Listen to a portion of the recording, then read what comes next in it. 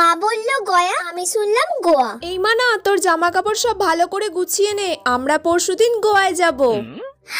Wow, আমরা পরশুদিন গোয়ায় যাব। মা, খুব মজা হবে তাহলে, সবাই মিলে আমরা গোয়ায় যাব। আসলে ওখানে গিয়ে তোর ঠাকমা তো মানত করেছে তোর দাদুর জন্য তপস্যা করবে। ঠাকমা দাদুর জন্য তপস্যা করতে গোয়া যাবে? মাথাটা তো খারাপ হয়ে গেল নাকি? তোর যা জামা কাপড় আছে সব গুছিয়ে নে। ও মা, আমার সব গোছানো কমপ্লিট।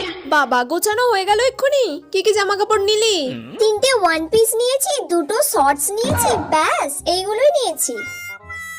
এই মেয়েটার কি মাথাটা তা খারাপ হয়ে গেছে নাকি? ও গয়ায় যাবে, গয়ায় গিয়ে শর্টস পরবে, ওয়ান পিস পরবে? এইসব জামা কাপড় তুই কেন নিয়েছিস? গয়াতে গিয়ে তুই শর্টস পরবি, ওয়ান পিস পরবি? তোর মাথাটা তা খারাপ হয়ে গেছে নাকি? গয়া? আমি তো ভাবলাম গোয়া।